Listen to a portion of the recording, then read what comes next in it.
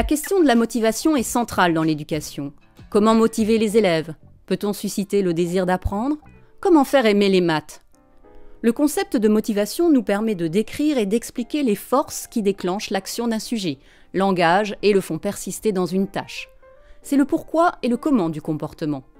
Le verbe motiver a deux définitions.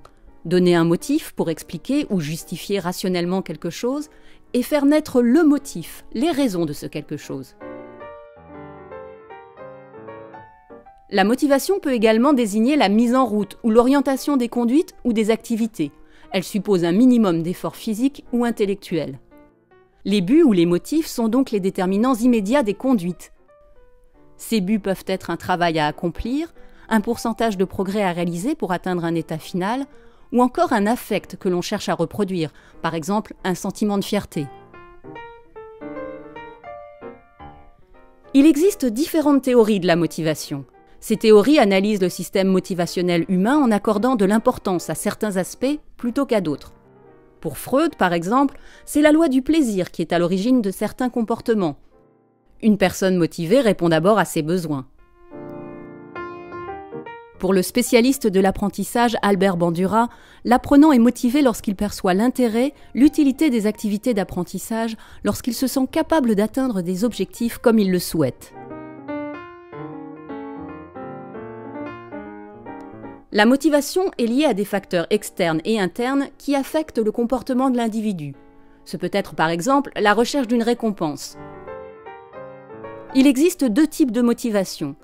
La motivation intrinsèque, liée aux facteurs internes, qui correspondent à des caractéristiques personnelles venant de l'individu lui-même, comme le plaisir, les besoins, les pulsions. Par exemple, un individu a envie de communiquer avec une personne d'origine étrangère. Il fait tout pour bien apprendre sa langue. Dans ce cas, l'individu est complètement engagé vers son objectif, sa volonté personnelle a une influence positivement durable et va renforcer sa maîtrise de la langue. C'est ce qu'on appelle un apprentissage en profondeur. La motivation extrinsèque est liée, elle, à des facteurs externes tels qu'une récompense, une note d'examen, la concurrence dans la classe, les commentaires des autres. Cette situation est parfois vécue comme une contrainte. Par exemple, un élève veut faire plaisir à ses parents ou son professeur en obtenant une bonne note dans une matière donnée. Dans ce cas, la personne recherche la performance ou un but précis. C'est ce qu'on appelle un apprentissage en surface.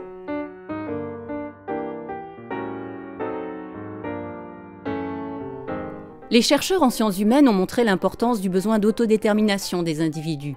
Ce besoin s'exprime selon trois axes: le besoin d'autonomie, le besoin de compétence et le besoin d'appartenance sociale.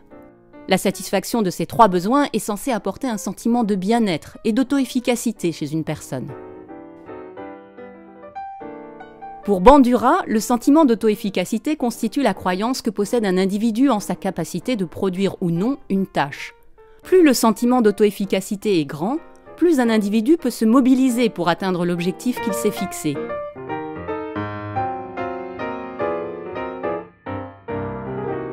Aujourd'hui, il est plus ou moins admis que la réussite de l'élève ou de l'étudiant passe par la motivation. Mais on a plus souvent tendance à privilégier la motivation extrinsèque au détriment de la motivation intrinsèque, qui est pourtant moteur d'un apprentissage en profondeur. Comment se motiver et comment faire en sorte que l'autre se motive? Pas de recette magique, heureusement. À chacun de réunir les ingrédients qui suscitent le goût et la volonté de réaliser et de se réaliser.